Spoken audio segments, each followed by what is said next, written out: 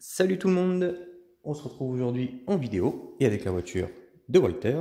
Walter qui n'était pas un abonné de la chaîne à la base. Il m'a contacté via le Bon Coin, il était tombé sur une de mes annonces et on a discuté et il m'a demandé à la fin si je pouvais prendre sa voiture pour lui faire une révision, voir s'il y a quelque chose qui allait pas parce qu'il a acheté ce véhicule il y a quelques semaines, il a toujours pas roulé avec. Il n'a pas fait un tour de piste. On va dire qu'il se sent bien roulé sur l'achat. Parce que c'est un véhicule qu'il a payé, mine de rien, 800 euros. Alors pour le cerveau qui a pris feu, je pourrais pas dire que c'est la faute du vendeur ou voilà, ça je peux pas dire. Je sais pas. Je sais pas comment ça a été branché, si ça a été branché correctement par l'utilisateur ou si c'est le vendeur qui avait fait une mauvaise manip. Euh, voilà, combien le cerveau il prenait, si c'était du haut voltage, s'il prenait que 6 volts, est-ce qu'il y avait un bec, on sait pas. Donc ça là-dessus je pourrais rien dire. La seule chose que je peux dire à la rigueur, de mon point de vue personnel, c'est que voilà, payer 800 euros pour une FG03, je pense que c'est une 03 par rapport à la cascade carbone à l'avant et la platine plastique, on dirait. N'hésitez pas à me dire dans les commentaires si c'est autre chose, mais on dirait. Voilà, c'est un véhicule avec lequel on peut pas faire énormément de choses. Pourquoi? Pas parce que elle pourrait pas se défendre sur une piste, bien sûr que si, même si c'est une mamie, elle y arriverait largement. Le seul souci, c'est pour trouver des pièces. Euh, j'ai vu récemment, je crois, que de la FG04, on arrive encore à en trouver, je crois, mais de la 03, je sais pas. Je pense pas, hein. Il faudrait regarder. Après, on peut trouver d'occasion, bien sûr, il faut tomber sur l'occasion. Euh, mais en neuf, ça me paraît un peu compliqué. D'ailleurs, c'est en lien avec ce que tu m'avais demandé parce que tu voulais faire de la compétition avec, t'essayer à la compète. Euh, de mon point de vue, je m'amuserais pas à faire de la compétition avec ce véhicule justement par rapport aux pièces, parce que si quelqu'un te rentre dedans, ou on sait pas, hein, tu sais, quand t'es là pour une course, t'es là pour gagner, tu peux être un petit peu agressif sur la piste, donc du coup, ben voilà, emmener une personne à faire une faute, ou toi-même faire une faute, rentrer dans quelqu'un, et si tu viens appuyer une fusée ou autre, ben bah t'es mal, enfin, ta voiture elle te sert plus à grand chose. Ou à moins si après prendre une cellule avant je sais pas, d'une FG08, un truc comme ça, de faire une hybride en fait, hein, à la fin il te reste plus que ça à faire. Mais bon, vu que c'est une hybride, c'est plus vraiment une 03, voilà, c'est un peu compliqué. Moi à ta place je ferais pas de compète avec, ça on verra ensemble. Après tu fais comme tu veux, hein, c'est juste point de vue perso, hein. Voilà, c'est juste par rapport aux pièces. Sinon oui elle pourrait largement faire l'affaire. Après, au niveau du prix, c'est vrai que pour le prix, tu l'as payé un peu cher. Pour moi, c'est un véhicule, voilà, dans l'ordre des ouais, 350-400 euros grand max. Ça vaut pas plus. C'est pas parce que c'est de la daube ou autre, attention, hein, si le vendeur voit la vidéo. Voilà, c'est que tout simplement, aujourd'hui, il y a eu tellement d'évolution que, ouais, ça vaut plus grand chose, quoi. Même si pour le vendeur, ça a de la valeur sentimentale ou autre, enfin voilà, parce que c'est des véhicules neufs qu'on paye facilement 2-3 000 euros, mais ça vaut plus ce prix-là après. Donc voilà, pour le prix, oui, tu t'as payé un peu cher. Alors après, avoir le reste sur le véhicule. Donc qu'est-ce qu'on a dessus? Alors,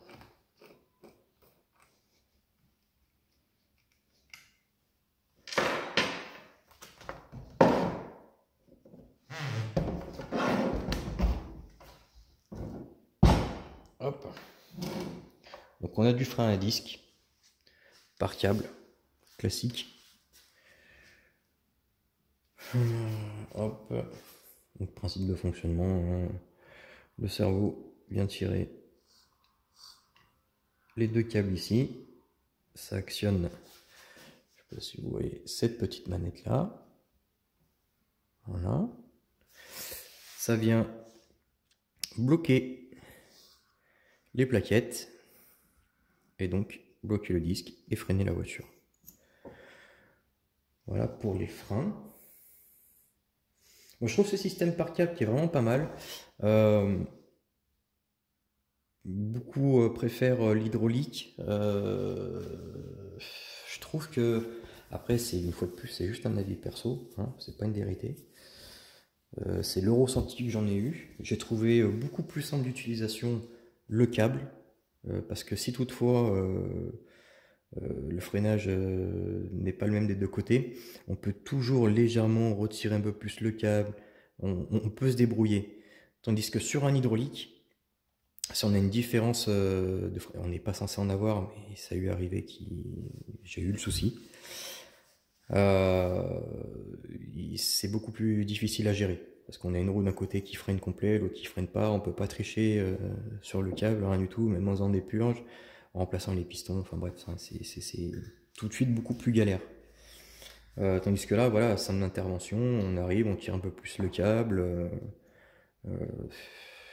J'ai eu un souci parce que j'avais le même système de freinage sur un FG sur le camion thermique. Je trouvais ça super simple. En plus, un jour j'ai eu une galère.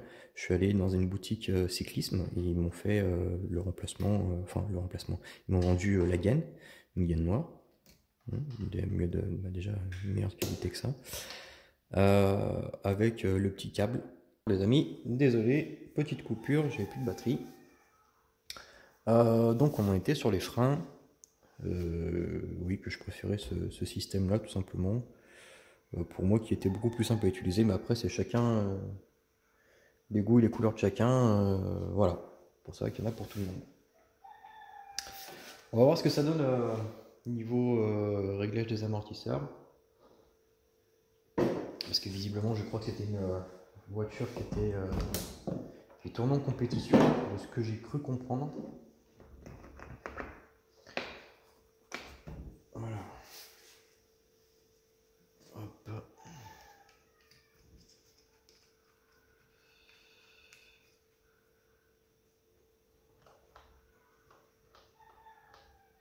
La vache. Ah. À l'avant, c'est de la 2000, 00 2000. Il y en a un qui va comprendre ce que j'ai voulu dire. Le réglage, pour moi, je suis pas professionnel, attention, hein, voilà, il y en a peut-être qui sont beaucoup plus, bref. Mais de mon avis, le réglage, c'est de la daube. Enfin, pour mon style de conduite. Pour n'importe quel style de conduite non plus. Le gros souci qu'il y a actuellement sur ta voiture, tu n'as t'as pas d'effet de drop sur ta voiture. Tu vois, je soulève le châssis là, même si je le tasse, il remonte à fond. Et t'as absolument rien. Alors,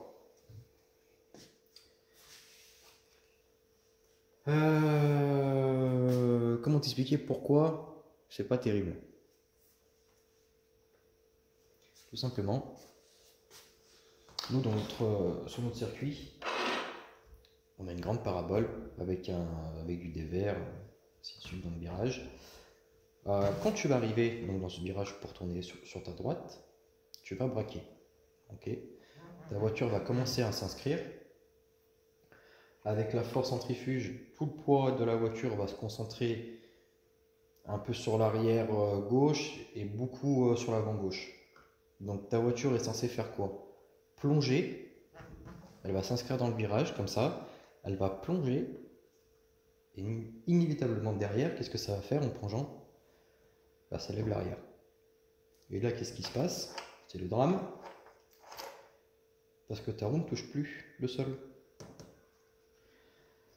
C'est à ça que sert cet effet de drop. C'est-à-dire que quand ton châssis est en position normale, tu dois avoir une marge quand tu relèves ton châssis, justement pour contrer ce phénomène. Quand tu vas accélérer, ta voiture a de la marge pour se tasser. Ok. Et pareil à l'inverse devant, tu vois, il t'en faut aussi devant, dès que tu lèves les roues, t'as rien. Parce que l'arrière ça s'enfonce et à l'avant ça cabre. A l'inverse, quand tu freines, ça plonge, ça lève derrière. Donc là, on va dire que tu es en position normale. Au moment où tu vas freiner, ton avant va plonger. Et l'arrière, ton châssis va faire quoi? Il va remonter.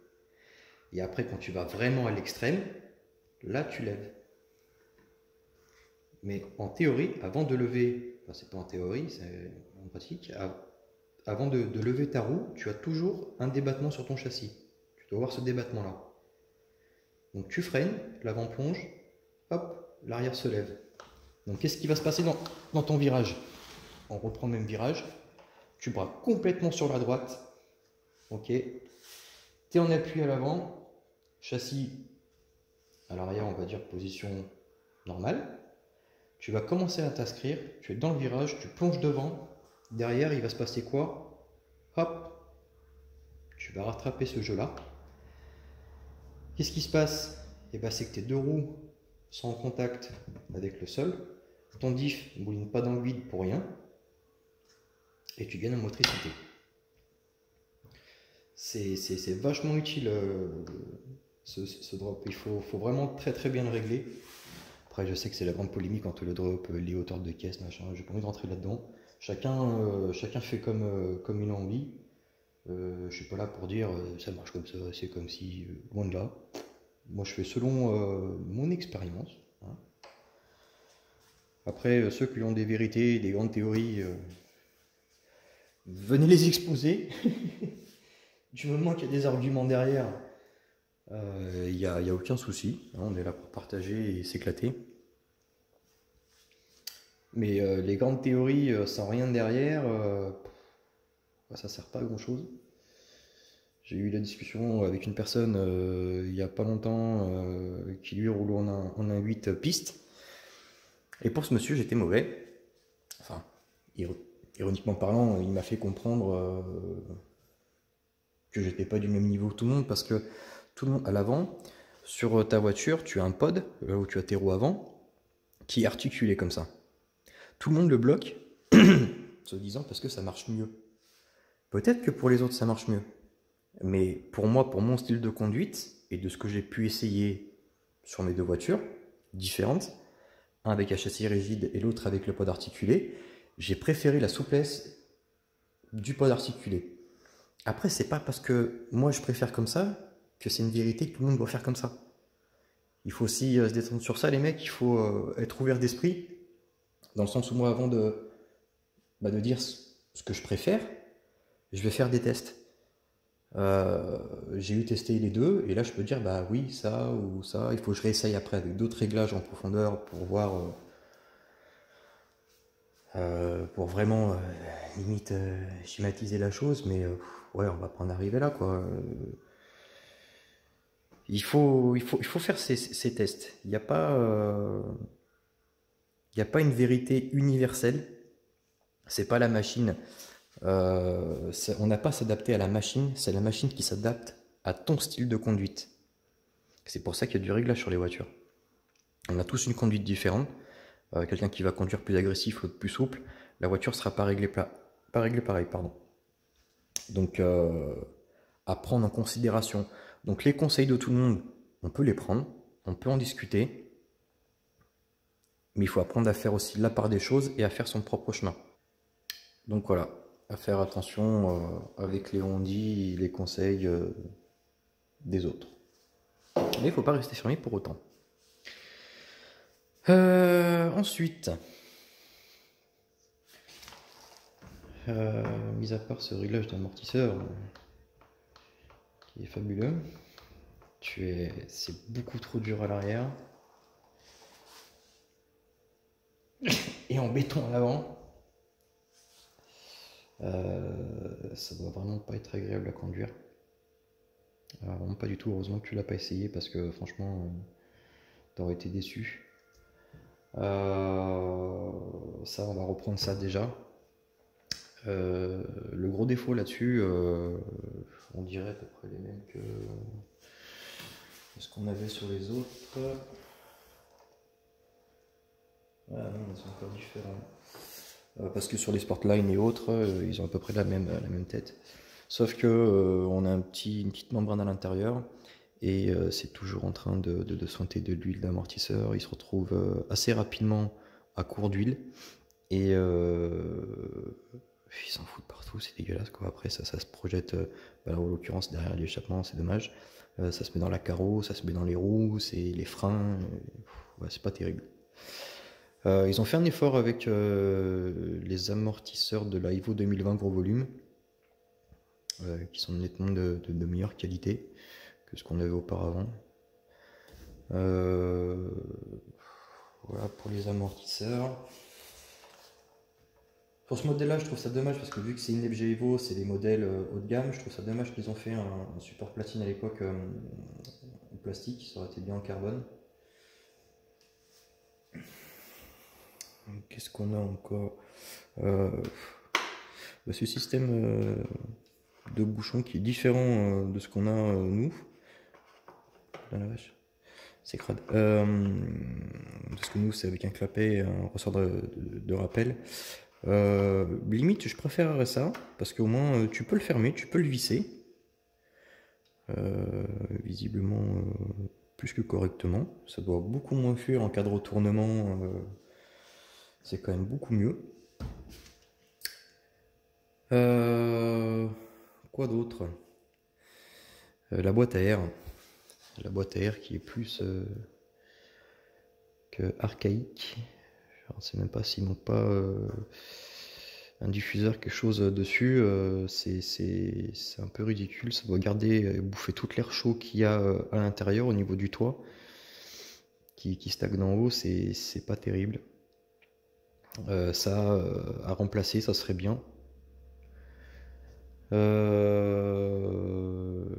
L'échappement, on verra. Tu m'as dit qu'il y avait une fuite dessus.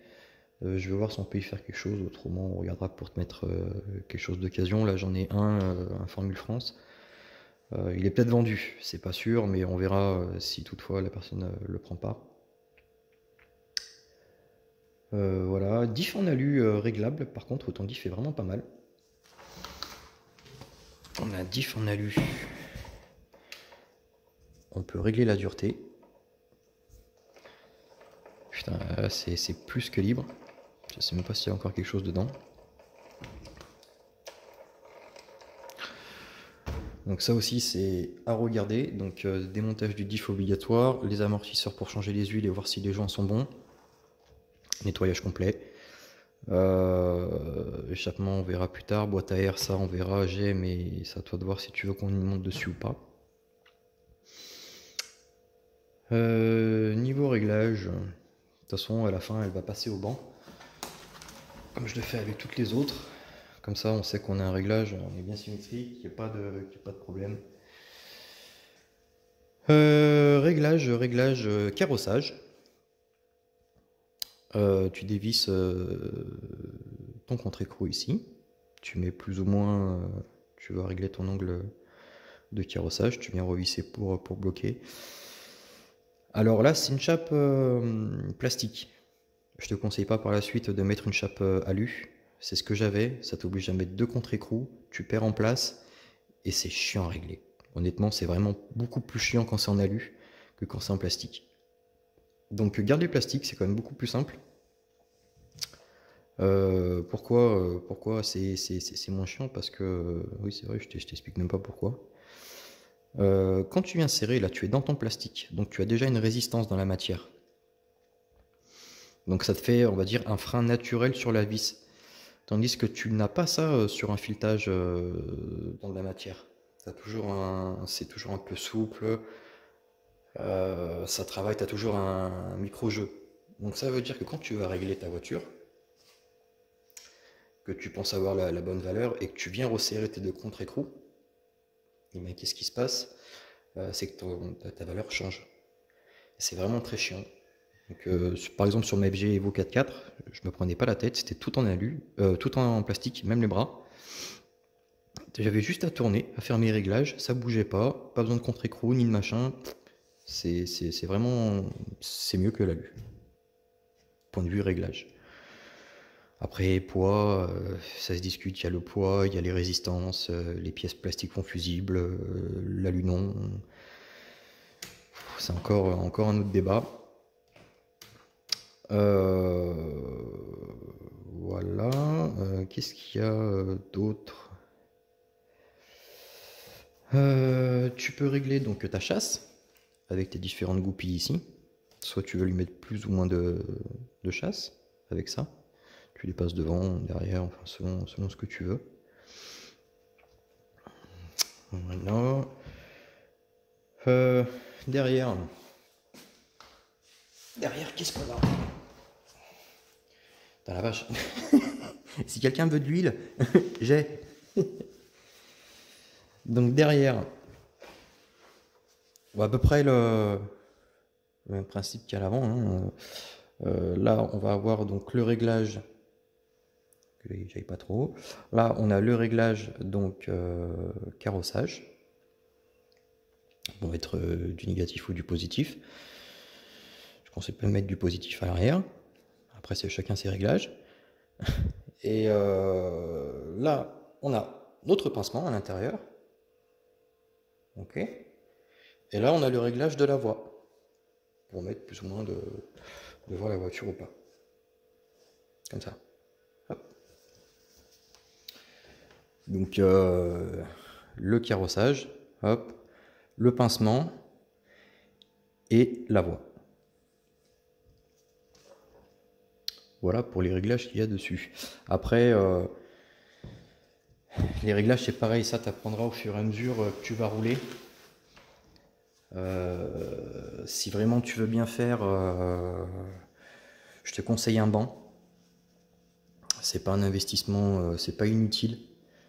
Si vraiment tu as envie de t'investir là-dedans, c'est pas trop mal. Ça te permet de voir vraiment les réglages sur ta voiture. De toute façon, je te ferai une vidéo quand elle sera sur banc.